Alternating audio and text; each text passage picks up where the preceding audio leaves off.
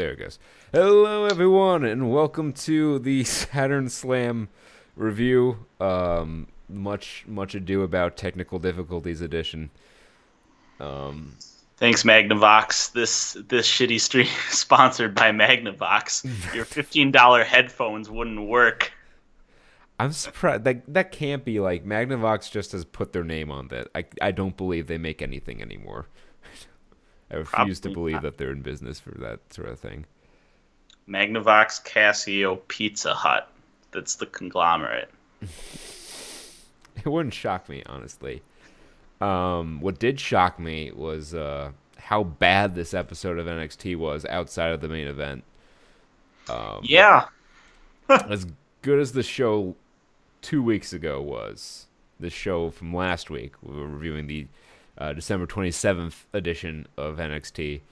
This show was just awful right up until the main event, which was great but frustrating on some levels. But we'll peel back these oniony layers of what was the last NXT of the year, and will be the last new NXT. So it's clip show this week, which is why we're not doubling up again. I thought we were going to have to, and I remembered, oh wait, no, it's a clip show. Right, they finished their big thing, their season finale. Yeah, and the next tapings from the Georgia Dome, not the Georgia Dome, they imploded the Georgia Dome. Whatever arena in Atlanta they're doing the next set of tapings from. And thank God we're getting away from this Full Sail crowd, because God, they were just brutal. Just except for the main event. They were good in the main event, but it's because they fucking knew it was the only thing they were waiting for all night. They're like, yeah, I don't know how they tape these, like what order they tape these matches in, but like it's weird that the crowd was so dead for Bait and Dunn, but so, not dead for this fatal four-way here. But I don't know. So we have two other matches to get to before we talk about the fatal four-way. Oh, we'll talk about these other two matches. I've got some gripes with the women's match here, and the readiness of one of its competitors to be even on NXT television, let alone Raw. That's what it's for, so we can All figure right. out that they're crap before it happens. Yes, let's go. So we open, as we do most weeks, with the commentators running down the show while the crowd chants NXT. We start off with a tag team match between the Street Profits and the two greatest jobber names ever. We had Chris Starr and Riley Apex. This is straight out of 1980s Jim Crockett Promotions jobber name handbook. Destined for greatness. And one of them looked exactly like JBL. And the best part about this match was that Nigel McGuinness couldn't be bothered to remember either of their names. So he just kept calling the one JBL. They even threw a Justin Hawk Bradshaw in there at one point. Nigel McGuinness was the best part about this match, which was pretty lackluster.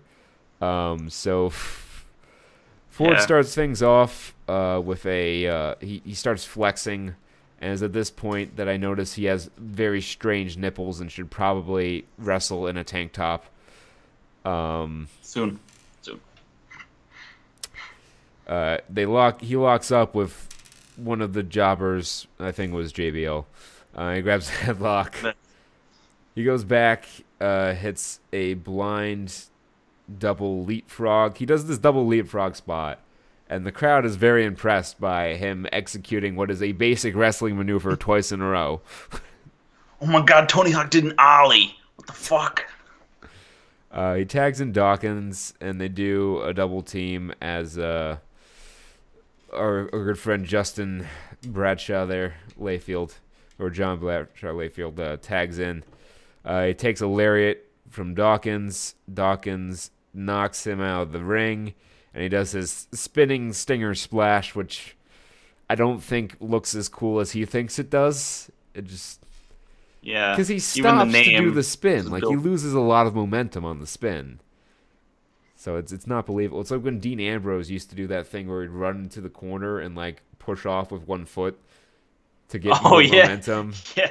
And it's like, Dean, I I love got it, you, but you got guys. to stop that. It's not how physics works. Uh, Um, but he hits a pop up spine buster. He tags in Ford, who hits a very nice frog splash. He got very high up there. And they got the win. And it was a very short match and not great. It was just a squash, like a star, if that. yeah, 1 star. This was the wrestling equivalent of like I don't know. The Street Profits haven't. I'm not sold on the Street Profits. Neither They am I. kind of like that movie that they like advertise the shit out of because they know it's not going to do well otherwise. Like father figures.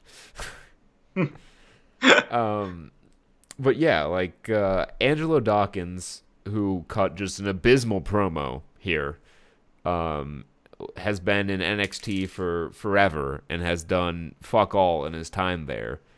So I don't think he really has a very high ceiling. And Montez Ford, he can jump high. That's about all I've seen of him that Got it. really stands out. I don't know how far he can get on that. He has some charisma to him, but yeah, I don't know how far these guys are going to go as a tag team, and I'm not sure what Ford's ceiling is as a single. But we'll see. Who would have seen Braun Strowman coming after when he debuted in 2015 as Hmm. the big guy in the Wyatt family? Um, so Always can't judge him chances. too quickly. So they celebrate in the ring, and then they continue to celebrate in the crowd, and they cut the aforementioned promo. Ford says in that 2017 they came and they saw, and Dawkins says that in 2018 they will conquer. They run down the offers of Pain, Sanity, and the Undisputed Era. 3 teams they will never beat. I'm calling it right now. Promising that they're coming for the titles in 2018. Yeah, good luck with that. Yeah. Commentary, especially if War Machine coming in from ROH next year. I don't think they're getting close to the tag titles for a long time. So they have the main event as well as the NXT Women's Championship match. As Ember Moon defends against Sonya Deville. Again, Sonya Deville wrestles in NXT after being called up to Raw. So I have to suffer through her on 2 shows a week instead of just 1. Great. They do an ad for the Royal Rumble.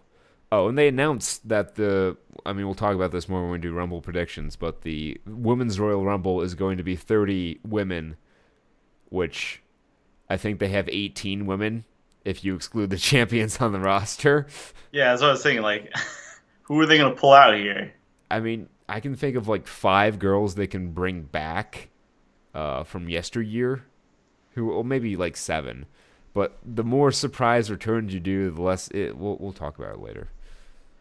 I've got some strong opinions on that. Back from As break, you should. we get to ringside, and Sonya Deville comes out. She's got her MMA hood on. She's got the gloves on, looking completely illegitimate. I don't buy it for a second that she's done Look at my anything. MMA costume, guys. Yeah, like she's just. I know she like did. I don't think she ever had a pro fight. I know she did some amateur stuff. She was on Tough Enough, and they kind of hyped it up there. But I've seen nothing from her in any of her matches to make me think she has any sort of mixed martial arts experience whatsoever.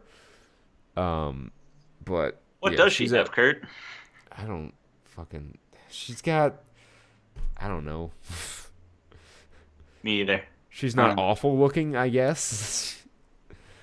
I think she's gay, so they can push her as an LGBT competitor. That's when they have to reach maximum jadedness, and they're just like, "What? Where are we gonna pull shit out from?" K card. Yeah, I mean, I'm sure that has a non-zero amount to do with why she has a job, but I don't know. I'm not going to make those claims. So anyway, This match starts. They lock up. Sonya takes the champ down with a waist lock. It didn't look great. They exchange holds. DeVille nearly gets on an ankle lock before Ember gets away. They lock up again. Ember grabs a headlock. Just very boring stuff. This was probably the worst Ember Moon match of 2017. I wouldn't doubt it. So it whips her into whips her into the ropes. Ember gets an arm drag on Sonya. Sonya gets up and grabs a waist lock, but Ember escapes, missing a kick as Sonya goes on the offense. She gets the heat. We reach a standstill where Sonya just like does a test of strength for 5 minutes. But Sucker just by herself. Lemon isn't even there. Yes, that'd be great. And then she sucker kicks her, I guess you'd call it. Ember is whipped into the ropes, but she hits a dropkick on Sonya, who rolls out of the ring for a breather. Ember goes up on the apron, hits a cannonball dive on Sonya as we go to break. Always. They're doing this on NXT now. They do this on the main roster all the time. The babyface will hit a dive, and they'll go to commercial. Yep. Why I have commercials on this WWE Network show, I don't know. But we do. So it was an ad for the book, NXT Futures Now. Which, yeah, I don't know how many wrestling fans are going to buy that book. Yeah. So we come back from break, and surprise, surprise, Sonya has the heat. Oh, so wow. How she got the heat, we don't know.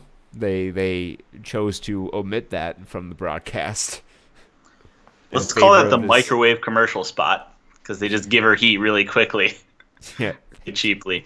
They just fucking they cut out the part where she takes over and leave in the chin lock. So that's what we got. It was actually a waist lock this time, but usually it's a chin lock. Ember gets to her feet, only for Sonya to slam her down for a near fall. Sonya taunts the champ as she stays on the attack with a bear hug, the most exciting of holds. And not just any bear hug, the bear hug on the canvas. So she's just lying on top of Ember, basically. They're cuddling. Spooning. Ember slowly gets to her feet and hits some crazy, wacky diving kick. Drives Sonya's face into the bottom turnbuckle. Sonya manages to get up first, but Ember catches her with a suplex and a kick-punch combo for a near fall. Ember then charges at Sonya, who stops her with a kick and a knee off the bottom rope for a near fall. Both women get up. Ember hits a springboard drop kick on Sonya. Ember charges at Sonya with a forearm. She knocks her down with the forearm, climbs up to the top rope, and hits the Eclipse on Sonya for the win. This match was just awful. Nothing happened. And then Ember hit the Eclipse. They didn't super fuck anything up, but nothing was crisp either. You know, I think I'll give this -1 star. I think this was a terrible match. I'll give it. I might give it 1.5, but I could definitely see myself going down in the negatives on this one. I don't know. It's a parentheses. There's the negative sitting in there, hiding. Coming to challenge for the title and then getting punched. This tweet says good women's title match this week, assuming this was Sonya's last NXT match. A good way to go out and a strong title defense for Ember Moon. Oh my god, I haven't laughed that hard since Corey Graves said at Clash of the Champions that Dolph Ziggler may be the greatest in-ring performer of all time. Oh, Ziggler. He's a strong contender for Mook of the Year. Yeah. Oh, how many things can I do that aren't wrestling? I think it's going to be him or Bailey. Just thinking at it better real quick. Ooh, I don't have the case for Bailey. You don't remember her horrible feud with Alexa just completely killed their career? No, because it killed her career, and I don't remember it. But anyway, Ember celebrates in the ring, and then Kairi Sane's new, far worse music than what she had in the Mae Young Classic hits, and she comes out and she stares at Ember through her little pirate lens telescope. That's the word I'm looking for. Spyglass, I guess they called it back in those days. And then she motions she wants the title, though imagine this was her waist, not her chest. And Ember nods, and then suddenly Shayna Baszler comes up from out of nowhere to no fanfare and locks in a rear naked choke on Kairi Sane. And Ember Moon, great babyface champion she is, does nothing to help her fellow friend and babyface Kairi Sane, and just watches Shayna Baszler slowly kill her until referees and other assorted mooks come out and break them apart. But yeah, Ember, come on, Shayna, stop doing it. Come on. Yeah, Ember. Ember did not really come off as a good babyface friend here. She's taking on the role of John Cena. Yeah, John Cena does never helps his friends. Just lets them get beat the shit out of and fired all the time. 2011 through 2013 were just terrible years to watch wrestling. Yeah. Meanwhile, Shayna Baszler out here getting me hyped up like fucking King Cold. I feel like she's just gonna come in and just gonna lose. It's just gonna be a huge disappointment. Yeah, I don't know. I mean, I think they have big plans for her. But I watched the Mae Young Classic, or most of it anyway, and I saw all of Shayna's matches in there. Nothing blew me away. Her match with Kairi Sane in the finals was pretty okay. It wasn't bad. I wouldn't call it great. I'd maybe call it good. But other than that, she wasn't the most impressive part about that. That match was helped extremely by the fact that there is no greater babyface in peril than Kairi Sane, because she is a tiny, adorable Japanese woman. Yes. That's the recipe for great babyface success. It's all there. Yeah, so we have an Offers of Pain promo. Ellering is cutting the promo as Akam and Razor pace angrily in the background. Ellering talks about the Offers of Pain defining NXT history from the day they came in, and along comes War Games. This was essentially their version of the Sandy promo from how many other weeks ago? Yeah. And another team thinks they have the pen of creativity. Undisputed Era will not write the next chapter. That shall be written by the Office of Pain, and it starts like this. This is our house. We are the law. We are the judge, the jury, and executioner, and you are on borrowed time. Good promo, to the point. You will probably see Offers of Pain and Undisputed Era at some point in the near future, maybe at TakeOver. I'd like that. So then we had Christy St. Cloud is their new female interviewer. They're all interchangeable because they have zero personality except for Renee Young. And she catches up with Ember Moon, who talks about the target on her back from winning the NXT Women's Championship. And it doesn't matter if it's Kairi or Shayna Baszler, but if they want to make a statement, they need to step into the ring next time. Sorry, my notes are hastily written. With that, she walks off as a commentator hypes the Fatal 4-Way #1 contender. Commentary, not commentator. There are three of them.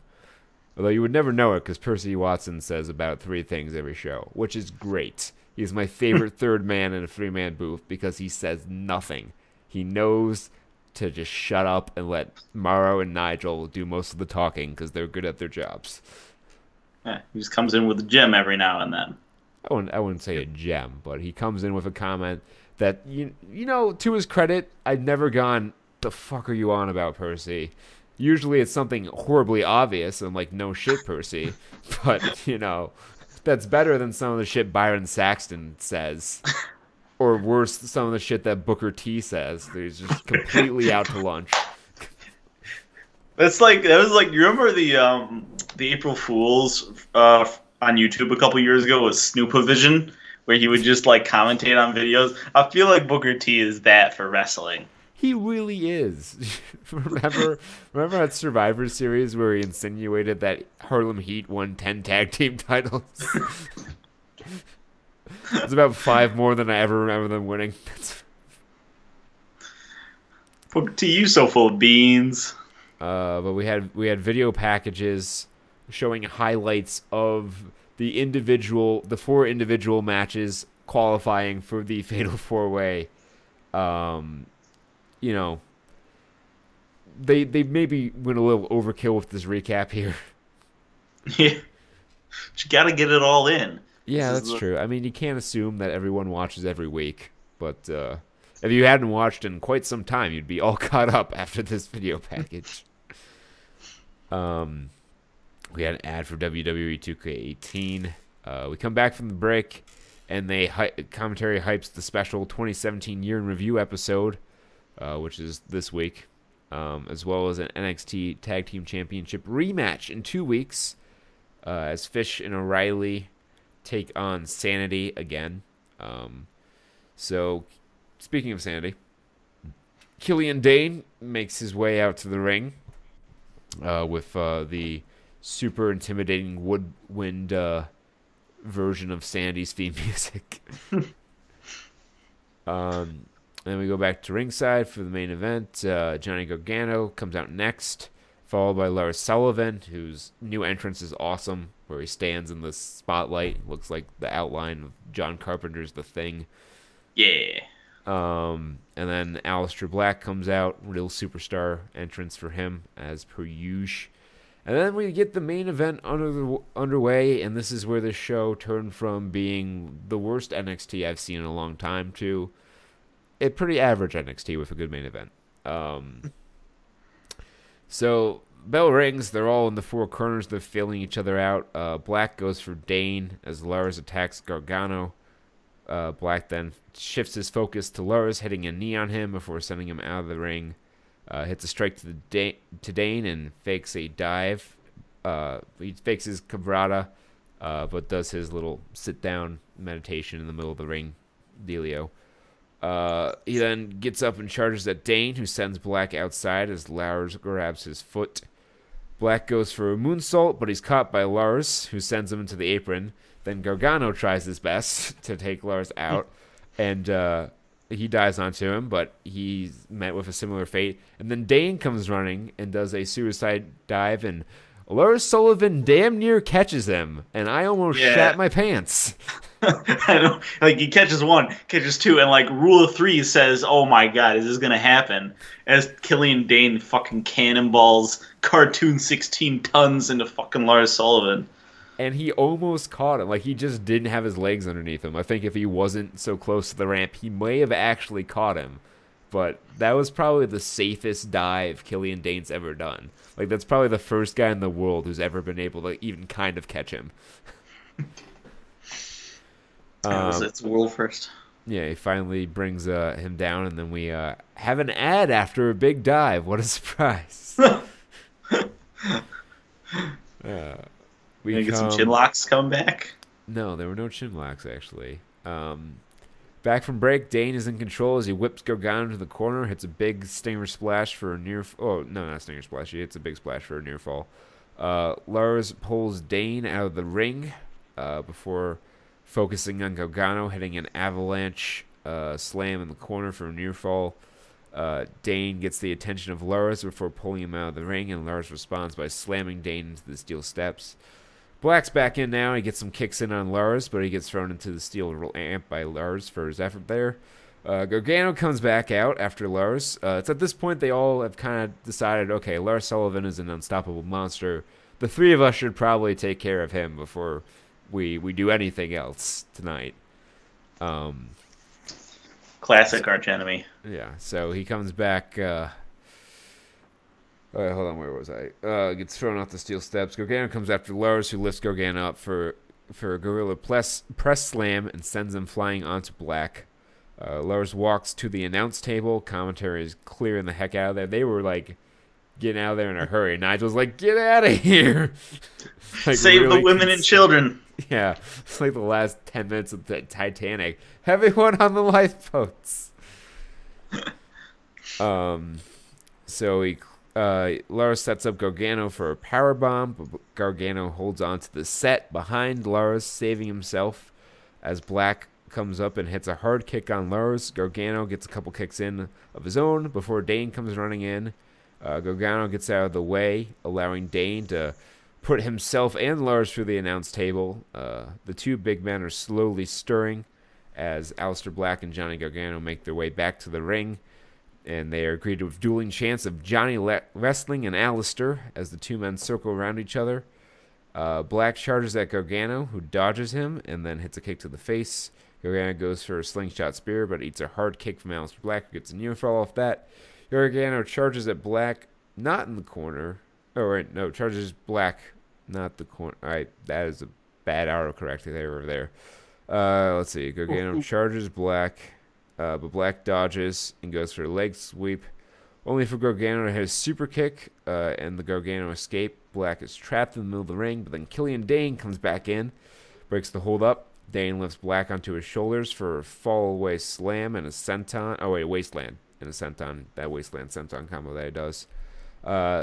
Gets near fall. It's broken up by Gargano. Dane responds with a big powerbomb and an elbow drop for another near fall. Black breaks it up this time, but Dane sets him up on the top turnbuckle. He climbs up there, but Black slips out and tries to take Killian Dane off the turnbuckle. I was wondering why he only had the one arm hooked around him, and then Johnny Gargano came up and did the same on the other side. I was like, okay, all right, there we go. So they hit the double powerbomb on him. As Lars Sullivan finally starts to stir like Jason Voorhees coming back out of the swamp. You can't kill this motherfucker. He starts coming back to the ring. He climbs the steps to get on the stage. The other three men are still in the ring, and there you've got this look of like, oh shit, this is going to get messy. Gargano and Black go on the attack, but Lars stops them both with a double clothesline. Lars sends Black out of the ring, hits a hard slam on Gargano, but only gets a near fall as Dane breaks it up. Lars sends Gargano out of the ring, and now we have the big hoss fight between Lars Sullivan and Killian Dane, which if Alexander Wolf can go at the if Sanity isn't wrestling a tag match, or if Alexander Wolf can wrestle a tag match, I want Killian Dane versus Lars Sullivan at TakeOver Philly. Ooh. That's the match I want to see coming out of this.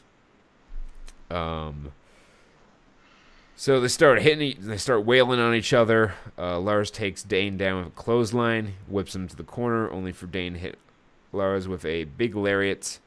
Dane's up on his feet, and Lars is also up on his feet. Black enters the ring, and he's like, you know what? I'm going to just kick the shit out of both of these unstoppable monsters. Yeah. And he did. That's how Black do.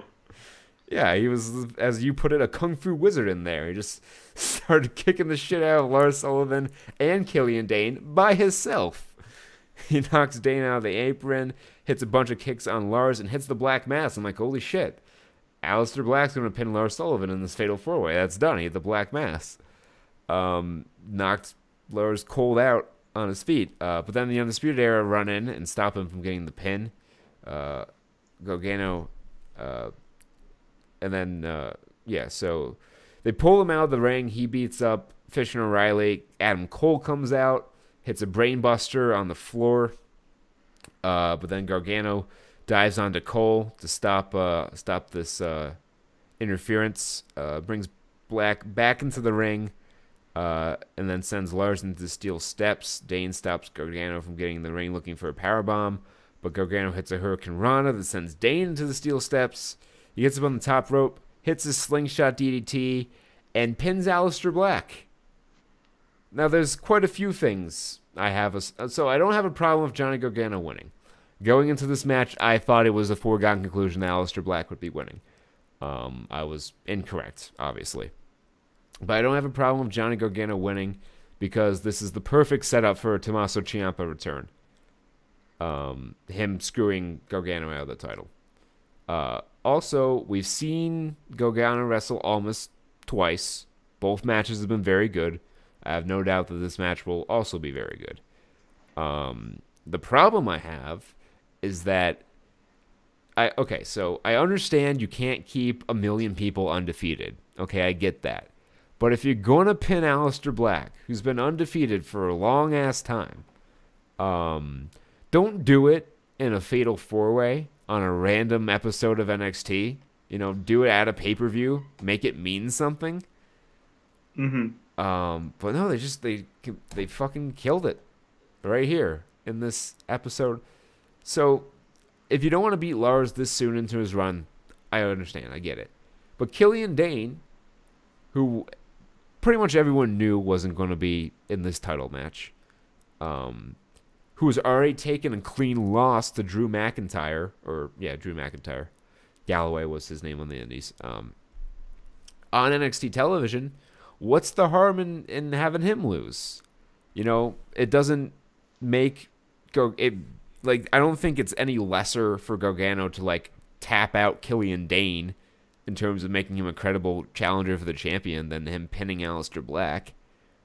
I don't know. It seems like that was a puzzling choice to have him pin him, and with a slingshot DDT, a move he has never pinned anyone with before. Little did you know it was all a butterfly effect from Lars not catching Killian Dane. If he caught it, the entire match would have gone differently. It would have been Gargano over Dane at the end.